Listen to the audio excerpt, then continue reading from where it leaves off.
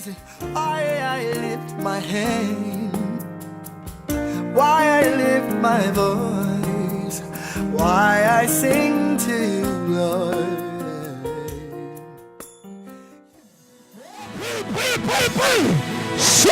Shika, Reka, Sha, Rakapo, Shilaba, Shelabo, Rakapoposhi. Je veux te prier. Monte avec moi, si, Rakapo, Shika, Reke, Shaka, Rekapo, Rekete, Shiababa, Shatalabo, Pie, Shatakababo, Shitatepe, Rakapo, Shatade, Shitababo, Shalababa, Rekete, She, Shilabobo, Rakabusha, Rakatabo, Shiderebo, Pie, Rakabo, Shaide, Rosha, Rikas, Ramo, Shaide, Michael Zoe,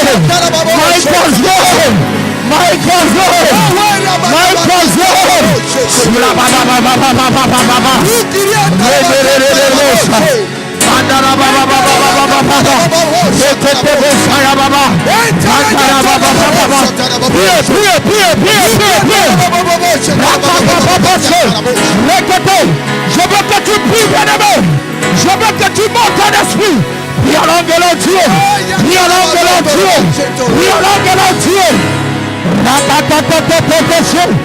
Nous avons dit 5 jours prophétiques.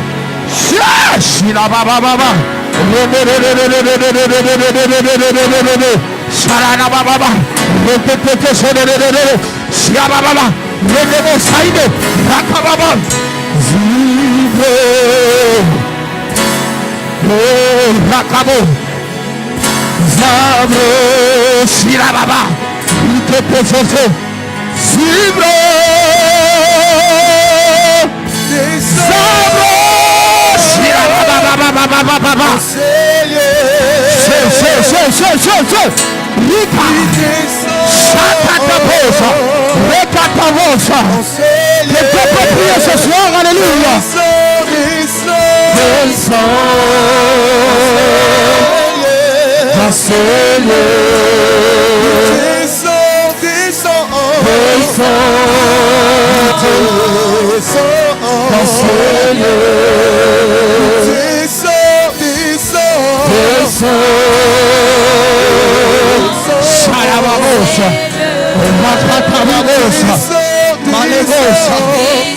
Espírito Santo de Deus, derrama a tua glória.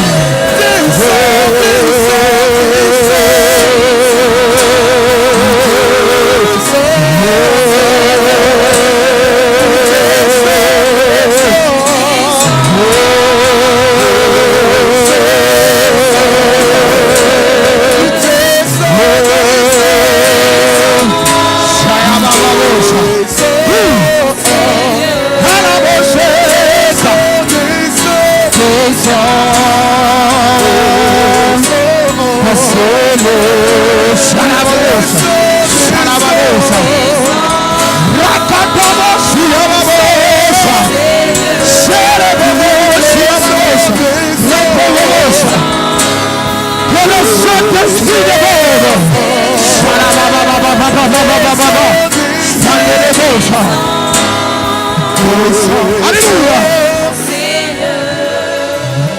Lève tes deux mains au ciel. Lève tes deux mains au ciel là où tu es. J'aimerais que tu réalises, bien-aimé, que tu as rendez-vous avec le Dieu du ciel. Un Dieu qui a déposé son trône au ciel et qui a fait de la terre son marchepied. En réalité, le lieu où nous sommes, ce n'est que le marchepied de Dieu. Mais nous avons la capacité, comme Jésus a dit, que ton règne vienne. Que ton règne vienne. Ce soir là où tu es, j'aimerais que tu lèves tes deux mains au ciel et que tu commences à prier, à dire: Seigneur, je veux que ton règne descende dans ces lieux ce soir. Je veux t'entendre prier. Commence à déclarer. Commence à déclarer. Je veux voir des choses inhabituelles, des choses exceptionnelles, que l'œil n'a jamais vu, que l'oreille n'a jamais entendu. Mais je veux le voir ce soir. Ce que je n'ai jamais entendu, ce que mes yeux n'ont jamais vu, Je te parle de Dieu dont les impossibilités connaissent le pouvoir. Je te parle de Dieu dont la mort connaît la puissance. Quelqu'un peut prier, quelqu'un peut prier. Parle à Jésus, parle à Jésus, parle à Jésus, parle à Jésus. Chanteremo, manderemo, siarababo, retekeshe, manderemo, siababo, rakatabo, shandarababa, malebo, siye. Shandarababa, shandarababa, Jésus. Alléluia. Seigneur Jésus, merci. Seigneur Jésus, merci. Toi qui nous as dit des choses fortes. Toi qui nous as donné des choses fortes pour ce soir. Que nous puissions disparaître. Mais que toi seul sois le grand je suis ce soir dans ces lieux. Père, je te bénis pour la présence de ton Saint-Esprit. Merci pour ton peuple qui est venu, malgré la faim, malgré la soif, malgré la fatigue. Mais ce soir, ils ont rendez-vous avec le Dieu du ciel. Père, cette atmosphère t'est due. Et la gloire, Père, t'est due. L'honneur, la louange au siècle des siècles. Père, merci pour ce temps favorable. Fais-nous du bien, comme tu as l'habitude de le faire. Mais ce soir, que ça soit exceptionnel. Ce soir, que ça soit inhabituel. Ce soir, que ça soit radical et efficace. Père, nous te laissons toute la place. En ton précieux nom, Jésus-Christ. Amen. Quelqu'un peut acclamer Jésus? Non, tu peux l'acclamer. Acclame comme quelqu'un qui avait bien mangé aujourd'hui. Acclame comme quelqu'un qui avait bien bu aujourd'hui. Oh, commence à faire mentir à la faim et la soif. Parce que tes acclamations, tes cris de joie sont en train de montrer que réalité, il y a un Dieu qui renouvelle les forces. Il y a un Dieu qui lorsque ton corps s'affaiblit, lui il est élevé. Lui il est élevé.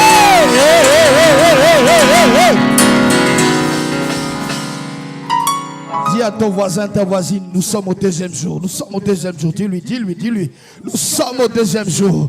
Tiens-le, dis encore. Il en reste encore 3. Dis-lui. Encore 3. Tiens bon. Pour le nom de Jésus, s'il y a un héros ce soir qui l'acclame, s'il y a une héroïne qu'elle pousse des cris de joie, oh, acclame comme un héros. Acclame comme une héroïne de Jésus-Christ. Même tes acclamations sont trop fatiguées, bien aimé.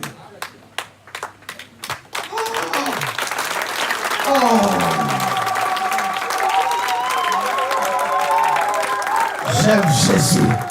J'aime Jésus. Bien-aimé, ce soir, Dieu veut te faire du bien. Amen.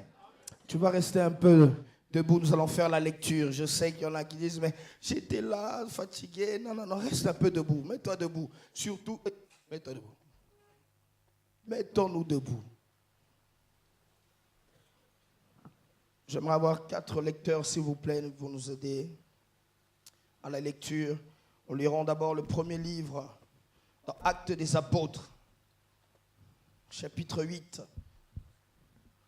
Aidez-moi les lecteurs, frère Alain Dompéry, la sœur Eunice, sœur Jessica, montez un peu, s'il vous plaît, aidez-moi un peu. Sœur Eunice, tu prendras Actes des Apôtres, chapitre 8, les versets 12 et 13.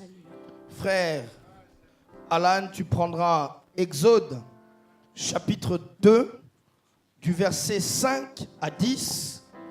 Frère Dompéry, tu prendras Exode, chapitre 3, des versets 4 à verset 10. La sœur Jessica, tu prendras Exode, chapitre 7, du verset 10 au verset 13. Et je terminerai par Hébreux chapitre 11, verset 24. Alors je répète, la sœur Eunice va nous lire Actes des Apôtres chapitre 8, du verset 12 au verset 13. Le frère Alan va nous lire Exode chapitre 2, des versets 5 à 10. Le frère Dompéry va nous lire Exode, chapitre 3, du verset 4 à 10.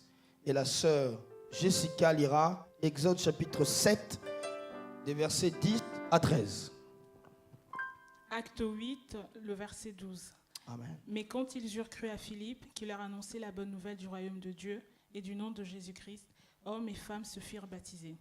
Simon lui-même crut, et après avoir été baptisé, il ne quittait plus Philippe, et il voyait avec étonnement les miracles et les grands prodiges qui s'opéraient. Amen. Exode 2, versets 5 à 10, je lis au nom de Jésus. La fille de Pharaon descendit au fleuve pour se baigner, et ses compagnes se promenèrent le long du fleuve. Elle aperçut la caisse au milieu des roseaux, et elle envoya sa servante pour la prendre. Elle l'ouvrit, et elle vit l'enfant. C'était un petit garçon qui pleurait. Elle en eut pitié, et elle dit, c'est un enfant des Hébreux. Alors, la sœur de l'enfant dit à la fille de Pharaon, veux-tu que j'aille te chercher une nourrice parmi les femmes des Hébreux pour allaiter cet enfant? Va, lui répondit la fille de Pharaon, et la jeune fille alla chercher la mère de l'enfant. Verset 9, la fille de Pharaon lui dit, emporte cet enfant et allaite-le-moi. Je te donnerai ton salaire. La femme prit l'enfant et l'allaita. Verset 10, quand il eut grandi, elle l'amena à la fille de Pharaon, et il fut pour elle comme un fils. Elle lui donna le nom de Moïse, car, dit-elle, je l'ai retiré des eaux. La Bible déclare dans Exode 3, à partir du verset 4, « L'Éternel vit qu'il se détournait pour voir, et Dieu l'appela du milieu du buisson et dit, « Moïse, Moïse !» Et il répondit, « Me voici. » Dieu dit, « N'approche pas d'ici, ôte tes souliers de tes pieds, car le lieu sur lequel tu te tiens est une terre sainte. » Et il ajouta, « Je suis le Dieu de ton père, le Dieu d'Abraham, le Dieu d'Isaac, le Dieu de Jacob. » Moïse se cacha le visage, car il craignait de regarder Dieu. Verset 7, l'Éternel dit, « J'ai vu la souffrance de mon peuple qui est en Égypte, et j'ai entendu les cris que lui font pousser ses oppresseurs, car je connais ses douleurs. Je suis descendu pour le livrer de la main des Égyptiens, et pour le faire monter de ce pays dans un bon et vaste pays, dans un pays où coulait le lait et le miel, dans les lieux qu'habitaient les Cananéens, les Hétiens, les Amoréens, les Phéréziens, les Éviens et les Jébusiens. Voici les cris d'Israël sont venus jusqu'à moi, et j'ai vu l'oppression que leur font souffrir les Égyptiens. » Verset 10, « Maintenant va et je t'enverrai auprès de Pharaon, et tu feras sortir d'Égypte mon peuple, les enfants d'Israël. » Parole du Seigneur. Amen. Exode 7, verset 10. Moïse et Aaron allèrent auprès de Dieu, et ils firent ce que l'Éternel avait ordonné. Aaron jeta sa verge devant Pharaon et devant ses serviteurs, et elle devint un serpent. Mais Pharaon appela des sages et des enchanteurs, et les magiciens d'Égypte, eux aussi. Ils firent autant par leurs enchantements. Ils jetèrent tous leurs verges, et elles devinrent des serpents, et la verge d'Aaron engloutit leurs verges.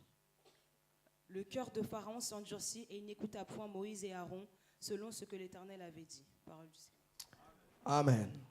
Et nous terminons dans Hébreux chapitre 11, verset 24. Il est écrit, « C'est par la foi que Moïse, devenu grand, a refusé d'être appelé fils de la fille de Pharaon. » Père Seigneur, merci pour ce grand moment que tu nous accordes, Seigneur. En ce deuxième jour de jeûne et prière, nous te disons merci, Seigneur. Nous voulons terminer, Seigneur, cette deuxième journée dans ta sainte et divine présence.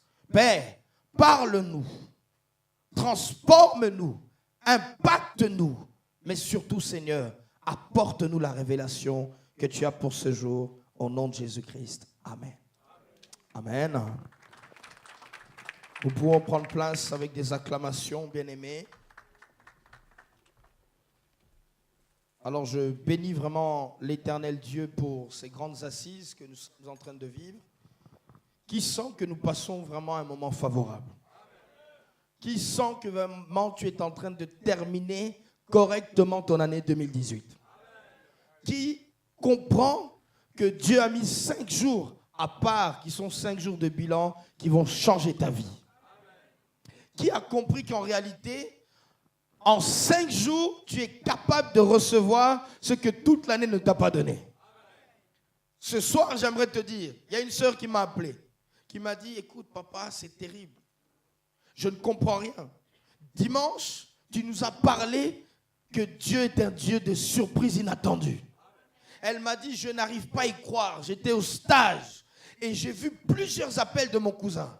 Et lorsque j'ai terminé le stage, j'appelle ce cousin et il me dit, je suis avec ton frère qui était en prison depuis 3 ans et maintenant il est sorti.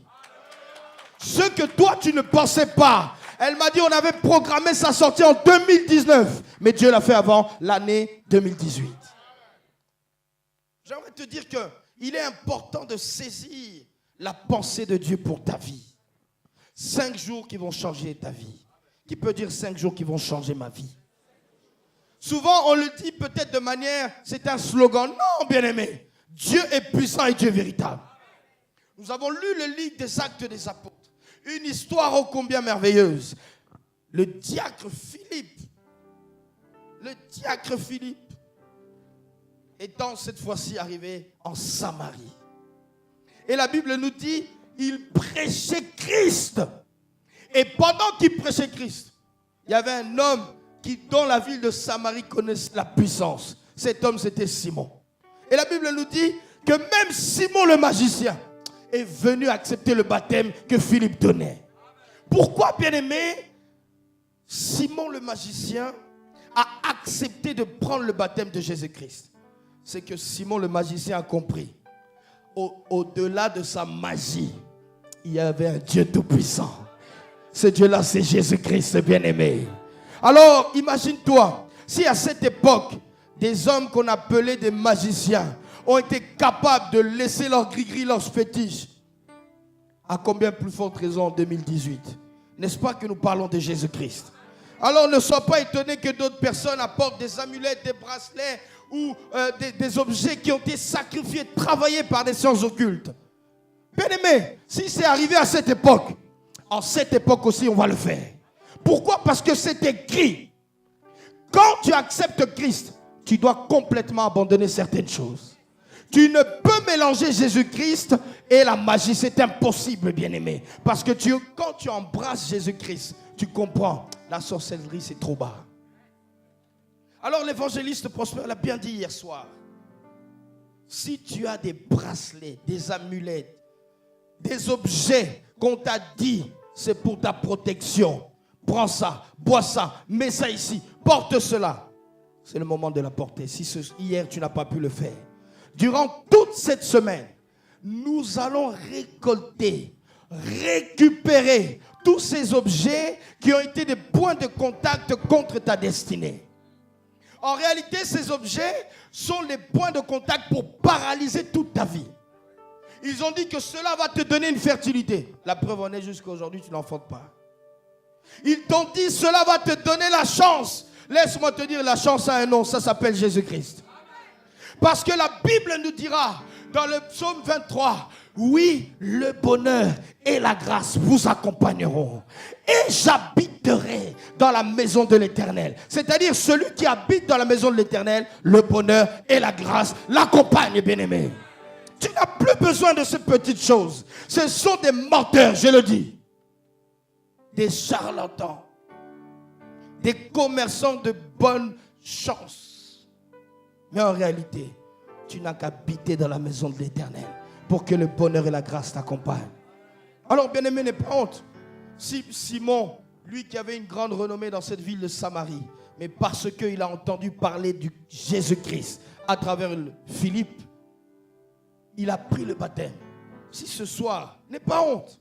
Tu te diras, mais non, mes frères et sœurs, ils vont me voir que moi j'ai touché à ça. Bien-aimé, c'est le passé.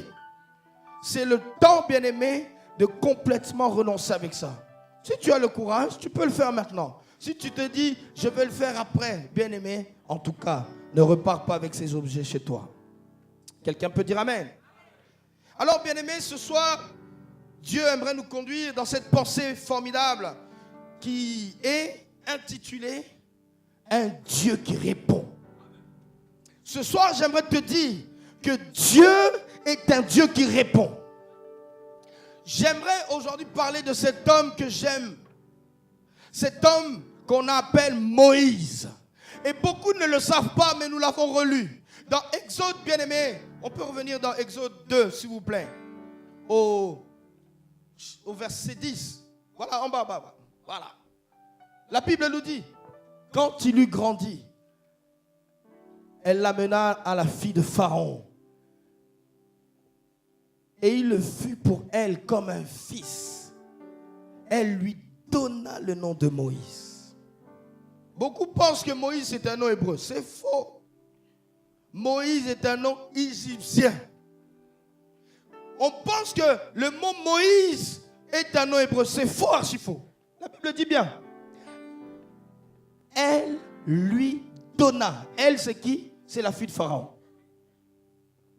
C'est-à-dire que Moïse porte lui-même dans son nom propre la divinité, la sorcellerie de l'Égypte. Parce que la personne qui lui a donné n'était autre que la fille du Dieu, petit Dieu, donc D avec un minuscule. Toi qui notes, mets un D minuscule. Un Dieu égyptien. Donc sa fille a décidé, cet enfant, je vais l'appeler Moïse. Car, dit-elle, je l'ai tiré des eaux. Alors, on aimerait rétablir certaines vérités. Moïse n'est pas un nom hébreu, mais c'est un vrai nom égyptien. Et regardez la signification. Je l'ai tiré des eaux. J'aimerais te dire que, bien-aimé, ce soir, la mère de Moïse, quand elle a pris la décision de le garder en vie, c'était une période trouble. Pourquoi? Parce qu'à cette époque, Pharaon avait décidé de tuer tous les garçons mâles. Tous les garçons, les premiers-nés mâles, tous. Pourquoi? Parce qu'il s'est dit, ce peuple est en train de grandir, il pousse tellement trop vite. Attention, demain ils seront plus nombreux que nous. Et lorsqu'ils seront plus nombreux que nous, ils vont nous renverser. Bien-aimé, j'aimerais te dire cette chose qui est véritable. Aujourd'hui, pourquoi le monde est en train de craindre la Chine? Parce qu'ils sont très nombreux. Plus d'1 milliard de personnes. Et bien aimé, ça c'est le chiffre officiel. Allez voir quels sont les enfants qui ne sont pas encore déclarés. Alors le chiffre officiel c'est 1 milliard. Parce que nous savons. Elle dit, je veux faire le tour. Une voix est sortie. Elle dit, hé Moïse, ôte tes souliers. Parce que le lieu que tu foules est un lieu saint. J'aimerais te dire, bien-aimé, ce soir, nous sommes dans 5 jours prophétiques. Si tu veux recevoir la révélation de Dieu, commence à ôter tes souliers. Commence à dire, non, ma mentalité n'est pas la bonne. J'ai marché pendant longtemps, selon moi, je l'enlève. J'ai marché selon ma tradition, selon ma religion, ma coutume, j'enlève cela. Parce que Moïse est arrivé au lieu de rencontre. Qui croit que ces 5 jours sont des lieux de rencontre pour lui? Et je t'annonce que tu dois ôter tes souliers. Certains ont commencé à les ôter, ont enlevé leurs gris-gris, ont enlevé leurs fétiches. Si tu ne ôtes pas tes souliers, tu n'entendras pas la révélation qui vient du puissant. Et là, la voix, Dieu lui parle. Dieu lui dit, Moïse, 40 années se sont passées. Mais moi, Moïse, j'ai une affaire à traiter avec toi. Et l'affaire que Dieu avait à traiter avec Moïse, c'était tout simplement de rentrer en Égypte et de refaire sortir le peuple d'Israël de la servitude de Pharaon. Pourquoi je dis de refaire sortir? Parce qu'eux-mêmes, ils étaient rentrés. Par la voix de qui? De Joseph. Et Joseph avait établi le peuple en Égypte parce que lui, il était devenu le grand gouverneur. Mais ce qui est dommage, c'est que les années ont passé. Un peuple libre est devenu en esclavage. J'aimerais dire à quelqu'un ce soir, tu étais libre, mais tu t'es mis en esclavage du péché. Tu étais libre, mais quelque chose t'a lié, bâillonné jusqu'à aujourd'hui. Mais laisse-moi te dire, le Moïse et ta famille, c'est toi. Celui qui va retourner en Égypte et qui va dire, cette fois-ci, c'est un Moïse transformé. Cette fois-ci, c'est un Moïse qui a entendu Dieu, qui a rencontré Dieu dans le puissant ardent. Si c'est toi, tu dis Amen. Je dois rencontrer mon Dieu au puissant ardent. Malgré la faim, malgré la soif, je suis au puissant ardent, bien-aimé. Nous dirons que pendant qu'une femme, les obstétriciens, donc les médecins, les gynécologues qui suivent les femmes enceintes, nous dirons que, en réalité, quand une femme est enceinte, il ne faut pas la faire subir trop de stress. Parce que si elle subit trop de stress, elle va communiquer cela à son bébé. Bien-aimé, la mère de Moïse était tellement stressée qu'on tue son beau bébé. Voilà comme ça il est devenu bébé. Donc le stress de la maman a été communiqué au bébé. Le bébé Moïse. Tout beau bébé. Alors j'aimerais te dire cela. Ce qui est important dans le plan de Dieu, il savait que Moïse allait naître en Égypte. Et Moïse allait partir, mais il allait retourner en Égypte. Pourquoi? Parce qu'il avait une mission de la part de l'Éternel. Ce soir, j'aimerais te dire, tu as une mission pour toute ta famille. Tu as une mission pour ton quartier. Tu as une mission pour cette nation, la France. Je parle à quelqu'un qui doit comprendre. C'est au-delà, bien-aimé, de ta propre personne. S'il s'agissait que de sauver Moïse, il était sorti d'Égypte, oui ou non? Mais lui, son appel, c'était pour le peuple. Le fait que tu sois à l'appel de l'Éternel et que tu es dans ces 5 jours auprès du buisson ardent, c'est pour aller délivrer toute ta famille. Je parle à quelqu'un qui peut lever sa main droite là où tu es. Là où ta famille est emprisonnée, j'aimerais que tu dises, elle va sortir après ces 5 jours. Avant la fin de ces 5 jours, elle sortira de la sorcellerie. Elle sortira de la délinquance. Oh, j'aimerais que tu dises Amen. J'aimerais t'annoncer quelque chose de grand. Celui qui rencontre le Dieu puissant, au puissant ardent, c'est celui qui va délivrer tout un peuple, une nation. Si c'est toi, tu dis Amen. Jésus. Ce qu'il y a de beau, c'est que quand Dieu envoie Moïse encore une fois en Égypte, Dieu ne l'envoie pas les mains vides. La Bible nous dit, cette fois-ci, on lui a donné un bâton. Bien-aimé, Moïse s'est dit, maintenant, Dieu, tu m'envoies. L'homme vers qui tu m'envoies m'a vu grandir. J'ai grandi dans son palais. Entre ses mains, j'étais là. Et ce qu'il y a de beau, bien-aimé, Dieu a commencé à rassurer Moïse. Il a dit, mais Moïse, tu as peur de quoi? Parce que, bien aimé, ce qui est drôle, beaucoup de gens ont peur d'hommes qui sont très puissants sur la terre. Mais les hommes puissants que tu vois sur la terre, leurs femmes n'ont pas peur d'eux. Leurs enfants n'ont pas peur d'eux. Parce qu'ils connaissent leur intimité. C'est-à-dire qu'il a expliqué à Moïse, toi tu as peur d'un petit Dieu. Mais en réalité, ce petit Dieu, tu as grandi avec lui. Tu as été sur ses genoux. Tu as tiré sa barbe. Alors Moïse, sois tranquille, retourne en Égypte. Oh, quelqu'un peut dire, je vais retourner en Égypte. Je n'ai pas peur de Pharaon. Je n'ai pas peur de ses sorciers. Oh, j'aimerais que tu parles, bien-aimé. C'est un don prophétique. Dis, je n'ai pas peur. Je n'ai pas peur. Je n'ai pas peur. Je n'ai pas peur. Je n'ai pas peur de cette maladie. Je n'ai pas peur de ce problème. Je n'ai pas peur de cette sorcellerie. Je n'ai pas peur. Je retourne. Je retourne au nom de Jésus. Hey, hey, hey, hey, hey, hey. Tu dois retourner, bien-aimé. Il a expliqué, Moïse, n'aie pas peur. Tu as peur d'un petit Dieu. Comment? Je te donne le bâton. Est-ce que tu sais que tu as un bâton, toi aussi? Le bâton, bien-aimé, c'est ta parole. Qui peut tenir son bâton là où tu es? Qui peut tenir son bâton là où tu es? J'aimerais que tu tiennes ton bâton. La Bible nous dit que Jésus, il est la parole qui s'est fait chair. Et la parole de Dieu nous a été léguée avec l'Ancien Testament, avec le Nouveau Testament. Et nous a été léguée par la personne de Jésus qui croit qu'il a un bâton ce soir. Si Dieu a donné un bâton à Moïse, maintenant regarde ton bâton. Maintenant regarde ton bâton. Qui peut lever son bâton? C'est le bâton. C'est le bâton. J'ai un bâton. J'ai un bâton. J'ai un bâton. Je retourne en Égypte. Je parlerai aux sorciers. Je parlerai à cette maladie. Parce que j'ai un bâton. Oh bien-aimé, tu as ton bâton là, Dieu. Tu as ton bâton là, Dieu. Tu ne retournes pas les mains vides. Tu as un bâton qui peut brandir son bâton. Moïse, tu es le Moïse, tu es Moïse, tu es Moïse, tu es Moïse. Moïse, tu es ton bâton.